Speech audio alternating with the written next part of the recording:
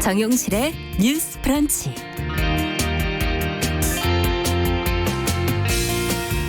안녕하십니까, 정용실입니다. 딱딱한 자리에 분위기를 좀 풀고 싶을 때 가벼운 소재로 말문을 열 때 그런 열면 좋을 때가 많죠. 날씨 얘기, 세상 돌아가는 이야기, 음식 얘기 이런 다양한 소재가 있을 텐데요. 이럴 때 조심해야 하는 것 중에 하나가 바로 외모에 대한 칭찬입니다. 그 자체가 상대방의 외모를 평가하는 것이 될 수 있기 때문이죠. 10점이든 100점이든 어쨌든 점수를 매겼다는 거니까요. 어제 국회 보건복지위원회 첫 전체 회의에서 무소속의 이용호 의원이 민주당 한정혜 위원장에게 더 아름다워지셨다며 외모 칭찬을 해서 비판을 받았습니다. 이 자리에 있던 여성 의원들이 부적절하다는 반응을 보였고 한정혜 위원장도 외모 발언은 자제해달라고 당부를 했다고 하는데요. 아름다움에 대한 생각은 주관적이고 또 공적인 자리에서 구성원의 외모를 평가할 필요가 없죠. 더구나 국민이 국회에 바라는 아름다움은 이런 게 아닐 겁니다. 좀 더 심각하게 말을 해보자면 어제의 해프닝은 달라진 우리 사회 분위기를 고려하지 않은 일부 정치인의 무신경함이 은연중에 드러난 것이 아닐까 하는 생각을 해보게 되네요. 자, 6월 18일 목요일 정용실의 뉴스 브런치 시작하겠습니다.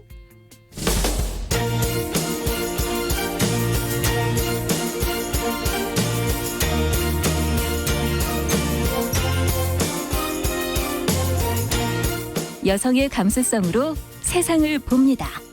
KBS 1라디오 정용실의 뉴스 브런치. 여러분의 의견을 기다립니다. 문자는 샵 9730으로 보내주세요. 짧은 문자 50원, 긴 문자 100원이 부과됩니다. KBS 모바일 콩, 유튜브를 통해서도 무료로 참여하실 수 있습니다. 네, 정용실의 뉴스 브런치는 항상 여러분들과 함께 프로그램을 만들어가고 있습니다. 오늘도 최희철, 우재규님, 방산월님 들어와 주셨고요. 유튜브 라이브로도 많은 분들이 들어오셨네요. PL2020님, 미무스와님, 김복경님, 산속전원생활님, 써니스카이님 이렇게 들어오셨습니다. 자, 같이 한번 이제 프로그램 시작을 해보죠. 뉴스픽 오늘도 두 분 자리해 주셨습니다. 더 공감 여성정치연구소의 송문희 박사님, 안녕하세요. 네, 안녕하세요. 전혜연 시사평론가 안녕하십니까? 네, 안녕하세요. 자, 첫 번째 뉴스는 코로나19에 관련된 것으로 먼저 좀 살펴보겠습니다. 코로나19 사태로 지금 대학생들의 등록금 환불 요구가 지금 이어지고 있는데 건국대가 최근에 일부 금액을 환불하는 방안을 지금 논의 중이라는 보도가 지금 나오고 있어서 관심을 모으고 있고 정부 여당도 지금 논의에 나섰네요. 관련 내용 전혜연 평론가께서 좀 정리해 주시겠어요? 예, 코로나19로 사실 많은 학생들이 여러 가지 어려움을 겪고 있는데 대학생들은 이중고를 겪는다 이런 지적이 나왔습니다. 첫 번째로는 물론 대학 측이 원격 수업 시스템을 급히 마련하기는 했지만 네. 수업이 예상보다 그렇게 질이 높지 못하다라는 지적이 곳곳에서 나온 바 있었고요. 두 번째로는 이렇게 수업을 제대로 받지 못했는데 이 어려운 상황에 비싼 등록금을 다 내야 되나요? 좀 감면해달라 이런 요구가 잇따랐었습니다. 실제로 많은 대학생들이 이른 시위를 하기도 하고 예. 총학생회 차원에서 학교 측에 이런 요구를 전달하기도 했었는데요. 지금 건국대학교에서 처음으로 등록금 일부 환급을 결정했습니다. 1학기 등록금을 일부 반환하는 방식으로 2학기 등록금이 감면되는 그런 효과를 가져올 것으로 지금 전해지고 있는데 구체적인 액수나 퍼센테이지는 아직 결정이 되지 않았지만 어쨌든 다른 대학들도 이런 조치를 취하거나 정부에서도 이제 손 놓고 있지 말고 좀 논의를 해달라는 요구가 계속 됐었습니다. 이런 가운데 어제 민주당 또 유은혜 부총리 겸 교육부 장관, 청와대 김현명 사회수석 등이 당정청 간담회를 열었습니다. 그러니까 청와대와 당과 정부가 머리를 맞대고 한번 의논을 해보자라는 건데 전반적인 분위기는 아마 3차 추경에 증액을 해서 하는 방식이 좀 많이 논의된 것 같습니다. 네. 그런데 아직까지 청와대가 뚜렷한 입장을 내거나 기재부가 이것에 대해서 찬성 입장을 밝힌 것은 아니기 때문에 아직 결정된 건 아니라는 그렇습니다. 이제 말씀이시군요. 이견을 줄이는 과정이 필요할 것으로 보입니다.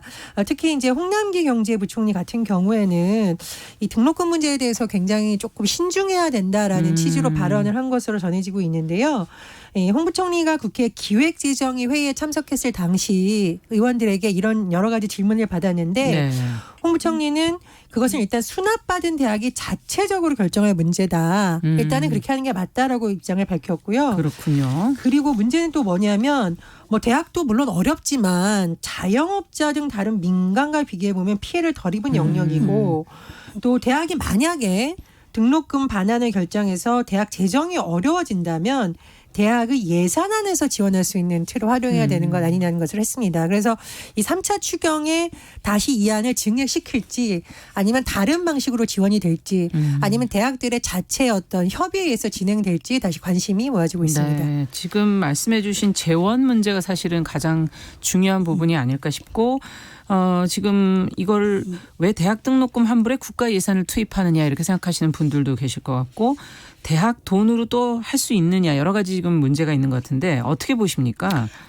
홍 부총리 말처럼 등록금을 받은 대학이 결정할 문제가 맞습니다. 그러니까 3차 주경에다가 이런 돈을 넣겠다고 하는 거는 재정을 갖다가 쓸 때 불효불급한 곳에 먼저 써야 되고 지금 필요한 곳이 많은데 네. 무슨 3차 추경이 사실 화수분처럼 퍼덕퍼덕 나오는 것이 아닌데 이렇게 재정으로 하겠다는 거는 저는 좀 부정적으로 생각을 하고요. 네. 지금 건국대가 이미 이제 1학기에 받은 등록금을 현금으로 이제 돌려주는 건 힘드니까 2학기 때 이 등록금을 감면해 주겠다 이렇게 얘기하는데 네. 건국대를 칭찬하는 이유는 무엇이냐면 머리를 많이 쓰는 겁니다.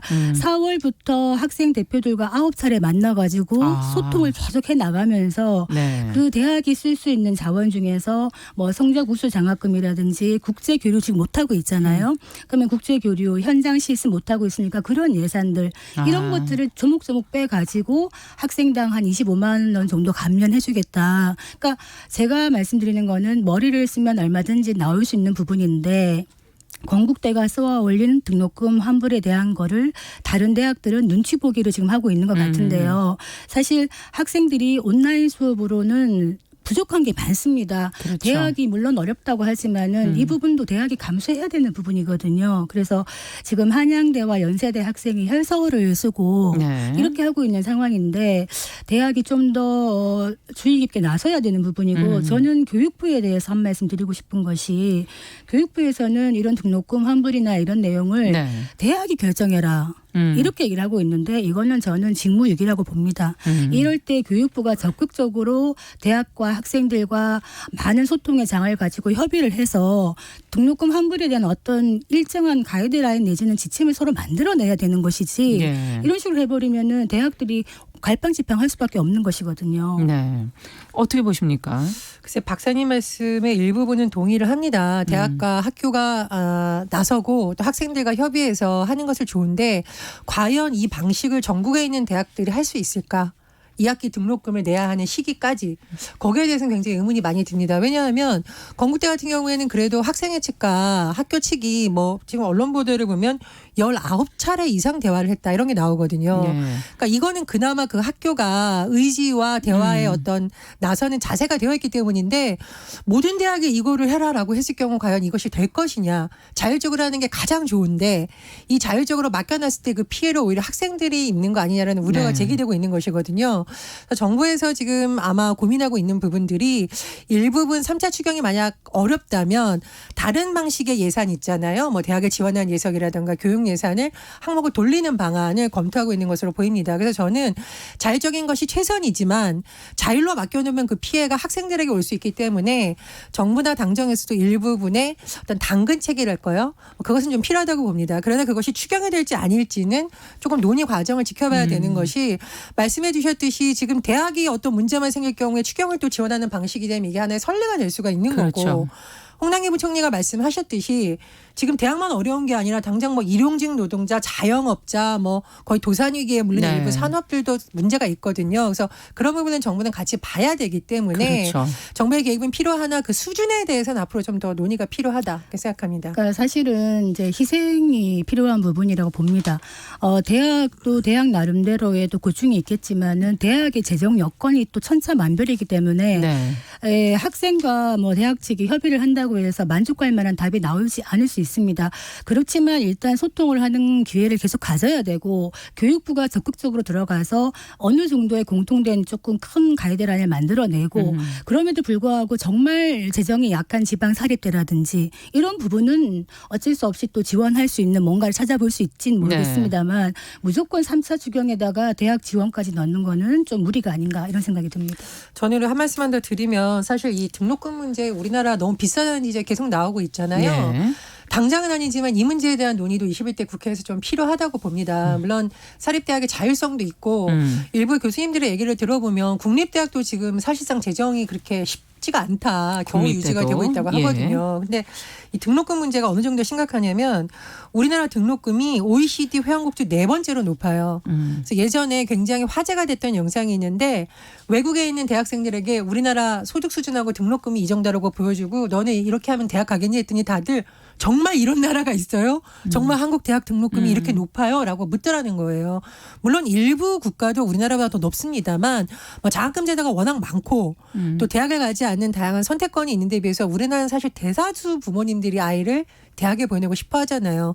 그런 상황 속에서 등록금이 너무 높기 때문에 이 문제는 지금 몇십 년간 정치권이 하는 신용만 나다가 계속 원점으로 돌아오는 상황입니다. 그래서 이 부분에 대한 논의도 21대 국회에서 좀 장기적으로 해야 된다. 지금 그렇게 봅니다. 그러니까 등록금이 너무 높은데 아이들이 아니면 학생의 부모들이 학자금 대출 또 갚느라고 사회 처음 나올 때부터 빚을 지고 나오잖아요. 예. 그리고 나서 또 취업이 안 되니까 또 몇 년간 또 일을 해야 되고 다른 그렇죠. 데서 알바를 해야 되고 저는 이런 시스템 자체를 사실은 깊이 들여다봐야 되는 시기다 이런 생각이 듭니다. 교육 문제는 좀 네. 근본적인 고민이 좀 필요한 게 아닌가. 참고로 생각도 드네요. 동국대 같은 경우에는 교수들이 이제 월급을 자진해서 좀 기부를 하고 이런 식으로 해가지고 지금 재원을 마련하고 있다는 소리가 들려서 이것도 참조할 만합니다. 네. 이해찬 대표가 그런 말을 했어요. 2학기 등록이 시작되기 전에 교육부, 대학, 학생 간 대화가 필요하다. 그렇죠. 저는 여기서 학생 간 대화가 필요하다는 말이 정말 마음에 와 닿았습니다. 네. 당사자들이고요.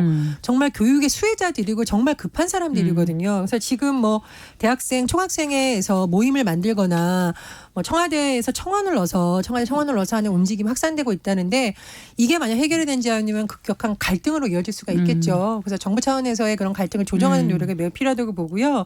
제가 꼭 한 가지만 더 말씀드리냐면 굉장히 오래된 이름입니다만 우리나라에서 반값 등록금 화두가 굉장히 강하게 제기된 적이 있었습니다. 있었죠. 예. 예. 근데 제가 그 현장을 취재하러 갔는데 깜짝 놀란 게 보통 우리가 그런 집회하면 예술하는 학생들은 안 나올 거라고 생각을 하는데 뭐 피아노를 치는 음대 학생들, 미대 학생들이 그 현장에 너무 많이 있어서 제가 더 비싸요, 사실 거기는 그래서 등록금이. 제가 인터뷰를 해봤어요. 그랬더니 제가요 피아노를 손으로 치는 게 아니라요 맨날 설거지를 해서 손에 지금 그 주부습진이 생겼어요. 그래서 피아노 연습하다가 손이 망가졌으면 괜찮은데 주부습진 생겨서 지금 피아노를 못 치고 있어서 너무 속상해서 나왔다. 그런 학생도 있었고 저는 미대를 다니는데 이번에 군대를 가야 된다. 왜냐하면 집에 대학생이 2명이라.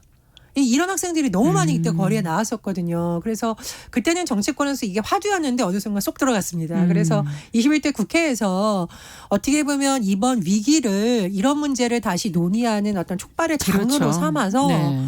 교육 문제라든가 원격 수업으로 인해서 학생들이 입는 피해 또 인프라 구축에 대학이 그런 재원이 들어갔다면 앞으로는 어떻게 할 것인지 그런 문제에 대한 논의가 국회를 중심으로 좀 활발하게 그렇죠. 진행됐으면 합니다. 온라인 수업은 인프라 한번 구축하고 나면 추가로 드는 건 많이 없거든요. 그러면 대학이 그 부분에 대해서는 사실은 남는 부분이 있을 수 있습니다. 장기화 된다 그러면은 대학도 이 부분에 대해서는 조금 감수를 해야 되는 게 아닌가 이런 생각이 듭니다. 네. 자, 교육 문제는 저희가 또 근본적인 이번에 코로나19 사태 이후 조금 더 근본적인 논의들이 됐으면 좋겠고 먼저 얘기해 주신 것처럼 대화와 의견을 서로 좀 수렴하는 과정이 반드시 좀 필요할 것 같다는 생각이 드네요. 자, 두 번째 뉴스는 업무상 재해로 사망한 직원의 자녀를 특별 채용하도록 한 지금 현대 기아차 단체 협약의 내용인 것 같습니다. 그 내용을 두고 지금 대법원에서 찬반이 팽팽하다 그러는데 자, 이걸 어떻게 허용하는 것이 맞는 것인지 아닌지 먼저 전혜연 평론가께서 지금 나와 있는 상황만 먼저 좀 정리를 해주시겠어요? 예, 예전에 기업들이 그 기업에 속한 근로자가 업무상 재해로 사망한다거나 뭐 중대한 재해를 입었을 경우에 네. 그 근로자의 가족을 특별 채용하는 것이 좀 사례가 많았었습니다. 많습니다. 왜냐하면 예. 이게 법적인 것이라기보다는 단체 협약. 그러니까 노조와 회사 네. 간의 단체 협약을 통해서 조항을 뒀고 이런 이제 방식이 많이 채택이 됐었는데 최근에 한 소송이 제기되면서 이것이 계속될 것이냐 아니면 그냥 협약이 무효라고 봐도 되느냐에 대한 예. 관심이 쏠리고 있습니다. 사건을 좀 살펴보면은요. 근로자 A 씨가 1985년 기아 자동차에 입사를 했고요. 벤젠 있죠. 화학물질. 예. 이 벤젠에 노출된 상태로 금형을 세척하는 업무에 종사를 했었어요. 예. 이제 그러면서 이제 현대자동차로 전직을 했는데 백혈병 진단을 받았고요. 투병을 하다가 2010년 업무상 재해로 사망을 했습니다.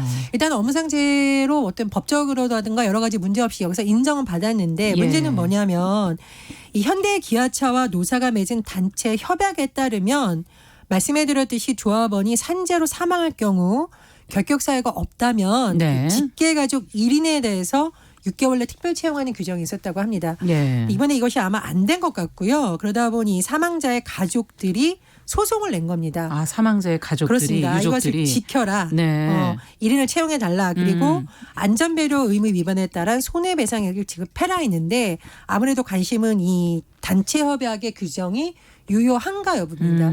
이것이 이제 대법원까지 가게 된 이유는 1심, 2심에서 어떤 무효라는 판결을 무효 내린 판결 거죠. 나왔습니까? 왜냐하면 1, 2심의 판결 내용을 좀 요약을 해보면 예. 단체 협약 규정이 사용자 그러니까 회사 측이죠. 네. 사용자의 채용 자유를 현저히 제한한다. 취업 기회 제공에 평등에 반한다. 그리고 민법 제103조가 정하는 선량한 풍속 기타 사회 질서의 위반에 대해 무효다라고 해서 이제 대법원까지 가게 된 거죠. 대법원에서 이제 공개 변론을 하게 되거나 전원합의체에 회부된 이유는 이 사안이 굉장히 중요하다라고 본 겁니다. 그래서 공개 변론이 열렸고요.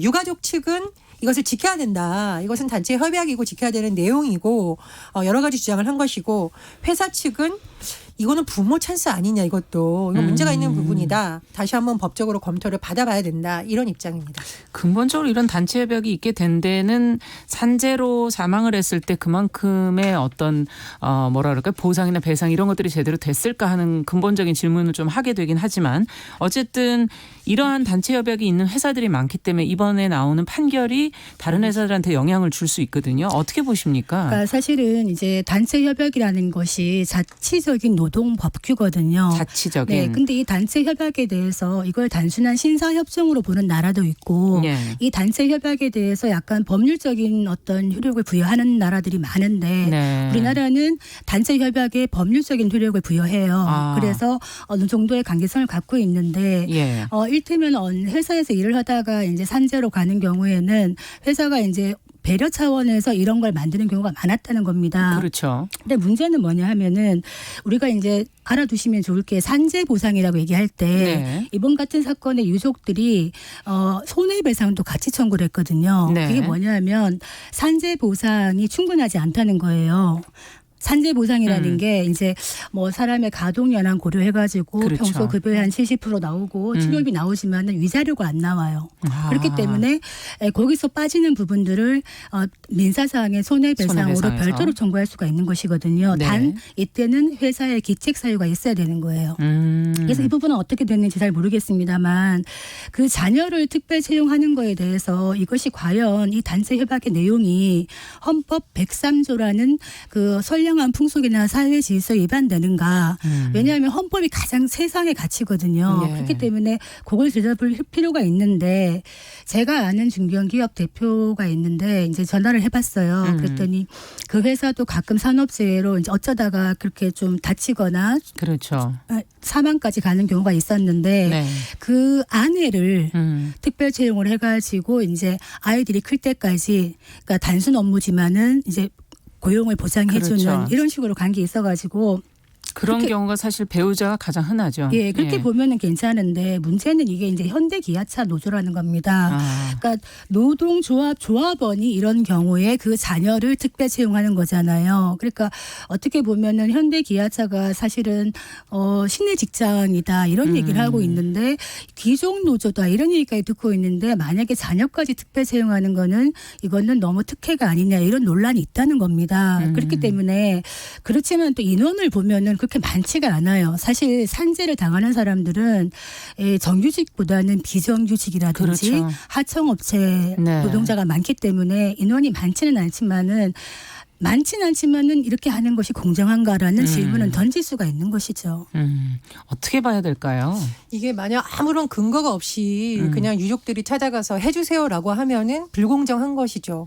그러나 협약이라는 것은 노조가 일방적으로 만들 수 있는 것이 아니고요. 노조와 회사가 함께 한 약속이라는 의미입니다. 그렇기 때문에 이제까지 많은 회사들이 단체 협약을 네. 지켜온 거고요. 이번 사건 경우에도 보면은 회사가 25년간 이걸 유지해왔다고 해요. 네. 그럼 회사 입장에서도 이것이 필요하고 지켜야 되는 이유를 그동안은 상당 부분 인정을 했는데 저는 왜 이 시점에서 굳이 이걸 안 하려고 하는 것인지에 대해서 약간 의문이 듭니다. 그리고 말씀해 주셨듯이 지금 소송 과정에서 제기된 어떤 유족 측의 주장을 보면 네. 특별 채용된 산재 자녀가 전체 채용 규모의 0.5%다. 그러면 100명 중에 1명도 안 된다는 거잖아요. 네. 이것이 과연 전체 청년 구직자에게 영향을 주는 부분이냐. 이 부분을 좀 생각을 해봐야 될 것 같고요. 저는 강조하고 싶은 것이 뭐냐면 그냥 사망이 아니지 않습니까? 이게 회사에서 뭐 야유회를 갔다던가 회사에 오래 근무했으니까 보상해줘야라는 게 아니라 산업재해라는 건 뭐죠? 산업재해라는 것은 인재라는 거잖아요. 회사 측의 과실이 분명히 있기 때문에 산업재해 판정이 나는 거거든요. 네. 근로자가 100% 잘못했을 경우에 산업재해 판정이 날 수가 없습니다. 예. 그렇기 때문에 회사가 일정 부분 이 부분에 대한 책임을 져야 된다고 생각을 하고요. 그리고 저는 단체 협약이 법적인 구속력이 약할 수 있다라는 걸 회사도 알고 체결을 했겠지만 이제까지 그 협약을 체결해 준 이유는 이유가 있었기 때문이라고 보거든요. 예. 그래서 뭐 대법원의 판결을 지켜봐야겠습니다만 다른 것도 아닌 산재 부분에 있어서는 노동자들이 왜 이런 요구를 했었는지 조금 더 귀를 기울여야 된다 이렇게 생각을 합니다. 그러니까 이제 현대기아차의 정규직에서 보호를 받고 있는 노동자가 있고 네. 또 이제 그 속에 들어가지 못하는 수많은 노동자가 있지 않습니까? 네. 그러니까 이를테면 최근에 그 현대기아차 판매 노동자가 밥값 투쟁에 나섰습니다. 그 이유가 뭐냐면은 똑같은 정규직 일을 하고 있는데 연장 근로를 할 때 정규직은 식대를 주는데 특고 노동자한테는 식대를 안 주는 거예요. 네. 그래서 이거에 대해서 투쟁을 하고 있는데 제가 말씀드리는 거는 그 조직 안에서도 정규직과 비정규직 간의 그 어떤 계급화 나누는 것 이런 것 부분에 대해서 정규직 노조가 이런 부분에 대해서는 조금 더 신경을 써야 되는 게 아닌가 저는 이런 생각이 듭니다. 근데 저는 정규직 노동자와 비정규직 노동자가 가져오는 차이가 정규직 노조에서 만든 것이 아니죠. 그건 회사 측이 해결해야 될 문제죠. 잘못해서 프레임을 자르면 이게 노노 간의 갈등으로 비춰질 수 있는데 비정규직 노동자의 문제도 결국은 회사에서 차별을 줄이기 위해서 노력을 더 해야 되는 부분이거든요. 네. 저는 그 점을 또 말씀드리고 싶습니다. 네. 자, 정용실의 뉴스브런치 더공감 여성정치연구소 송문희 박사 전혜연 시사평론가와 함께 뉴스픽 진행하고 있는데요. 자, 마지막 뉴스는 잊을만 하면 나오는 이런 뉴스. 지하철 임산부석에 앉겠다고 서로 몸싸움 약간 서로 다투다가 자리를 다투다가 임산부를 밀친 지금 70대 남성이 경찰에 붙잡혔거든요. 어떻게 된 겁니까? 지난 16일 날 네. 그 서울 지하철 2호선에서 그 임산부석에 앉으려던 임산부인 여성을 70대 남자가 밀쳐가지고 어깨를 한 3번 밀쳤다. 네. 그래서 주변 승객들이 제지를 하고 이제 승객들이. 그래서 그 다음 이제 선릉역에 내려가지고 바로 경찰에 붙잡혀서 지금 조사를 하고 있는 이런 상황이라고 합니다. 네. 이렇게 씁쓸한 뉴스가 가끔씩 있어서요. 예, 지금 뭐 나도 비슷한 일이 있었다 이런 댓글들도 적잖이 달리고 있다고 하는데 어떻게 보십니까? 지금 이거는 임산부석이면 원래 임산부가 앉을 수 있는 거 아닙니까? 앉아야 되는 거 아닙니까? 당연히 임산부를 네. 배려하기 위해서 만든 석이고요. 그 서울교통공사에서 이걸 만든 것은 교통약자 이동편의 증진법, 도시철도법에 따라서 만든 것이지 그냥 임의적으로 만든 것이 아닙니다. 그래서 그런 부분을 좀 많은 사람들이 생각을 해봐야 될 것 같고 예. 예전에요. 그 지하철 지하철 임산부석에 앉은 그 임산부에게 욕설하고 폭행을 했던 50대 남성이 결국 수사를 받아 집행유예를 선고받은 사건이 있었어요. 예. 근데 이것도 사실은 그 임산부의 남편분이 참다가 곳곳에 글을 올리고 해서 알려지면서 수사까지 가게 된 사안이거든요. 그래서 그 당시 그 남편이 올렸던 글을 보면 그 아내가 공포심 그리고 거기서 문제가 생기면 아이가 잘못될까 봐 너무 무서워서 벌벌 떨고 있었다라는 네. 상황을 전했습니다. 그래서 우리 사회가 아이를 많이 낳으라고 하면서 그렇죠. 임산부에 대한 존중은 너무 부족한 게 아닌가 좀 그런 씁쓸한 생각이 존중은 들었습니다. 지금커녕인데요. 지금 그게 문제가 아니라 아니, 근데 기본적인 거는 서로 해줘야 진짜 되는 거 그 아닌가. 임신한 상태에서 특히 배가 많이 나온 상태에서 이런 폭행을 당하면 공포감은 말로 할 수가 그렇죠. 없습니다. 특히나 배라도 한번 어떻게 건드리거나 충격을 하면, 받으면은 그 충격은 어떻게 할 수가 없는데 나이 든다고 다 어른이 되는 건 아니구나 이런 네. 생각이 들고 이렇게 배려할 줄 모르는 어른들이 있다면 네. 얼마나 삭막할까 이런 생각이 드는데 제가 옛날에 이제 임신을 해서 그 기억을 떠올려 보면은 뭐 임신한 게 뭐 유세 떨 일이냐 이렇게 하시는 분들도 가끔 있습니다만 사실 돌아보면 유세 떨만 한 것 같아요. 그럼요. 그 10달 동안 굉장히 힘들거든요. 예. 특히 만삭인 경우에는 서 있는 것도 힘듭니다. 그래서 그래서 배려하기 위해서 만든 거죠. 임산부석 아니라도 노약자석도 좀 양보해 주시고 일반석도 좀 임산부가 보이면은 좀 적극적으로 그렇죠. 양보해 주시면 어떻겠는가 이런 생각이 듭니다. 네. 세상에 어머니가 없는 사람은 한 사람도 없잖아요. 맞아요. 내 엄마라면 어땠을까. 내가 저 뱃속에 있는 아이였던 시절도 있었던데 그런 마음으로 생각한다면 굉장히 문제가 쉽게 풀리지 않을까 싶습니다. 네. 자, 오늘 뉴스픽 여기까지 듣겠습니다. 전혜연 평론가, 더공감 여성정치연구소 송문희 박사 두 분 수고하셨습니다. 감사합니다. 정용실의 뉴스 브런치 듣고 계신 지금 시각 10시 31분이고요. 라디오 정보센터 뉴스 듣고 오겠습니다.